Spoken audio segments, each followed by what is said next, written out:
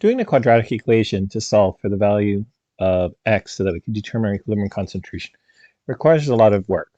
And so we have other techniques that we can do. And this question will be an example of that. So just like previous examples, the first thing we want to do is we want to write out our balanced chemical equation. Then we want to write out our ICE acronym so that we can start looking at our concentration initially and our change to reach equilibrium.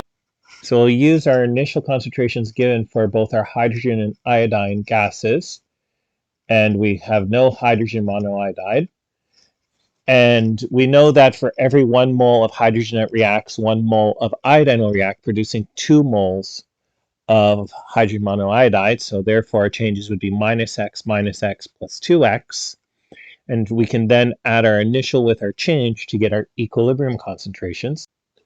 After we get our equilibrium concentrations, we know that we write out our equilibrium expression, where it's the concentration of the products over the concentration of the reactants. We can then substitute our values in, and then if we look at them, we can gather like terms.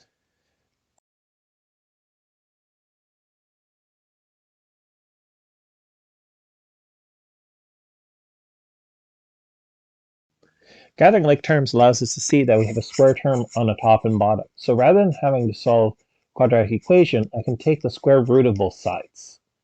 And in doing so, this simplifies my equation because now I'll no longer have a squared term in my expression after expanding and everything, but rather I'll just have a value of x.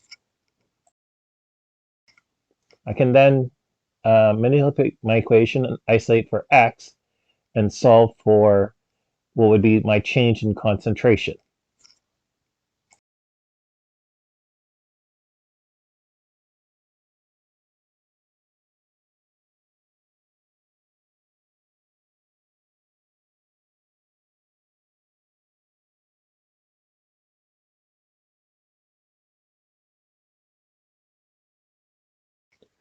Once we know our change in concentration, we can then apply it to our E line to get our equilibrium concentrations of both our hydrogen gas, our iodine gas, and our hydrogen monoiodide.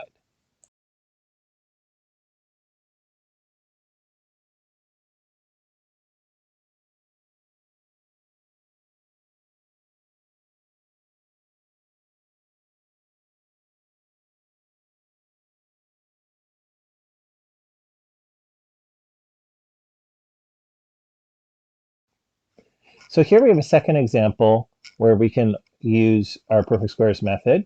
Just like other questions, we'll write out our balanced equation, and then we'll do our ICE acronym underneath.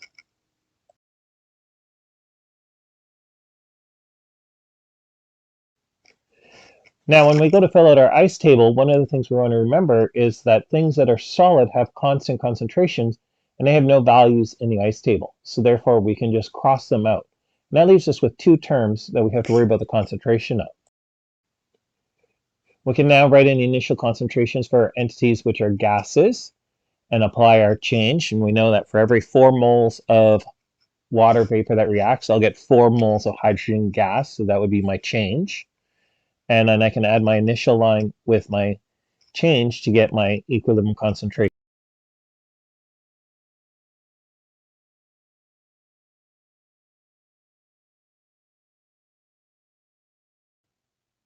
Now when I substitute the values into my equilibrium expression, prior to subbing, I can see that I have a power 4 to the top and bottom. And so rather than substituting in and having to deal with high powers, what I can do is take the 4th root of both sides. And this simplifies my expression.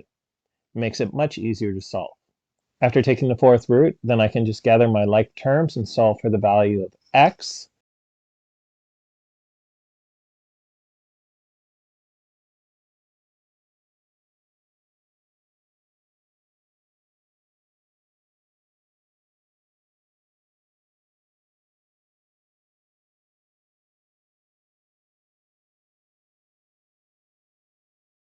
And then once I know my change or x value, then I can determine the change in each of my entities to get their equilibrium concentrations.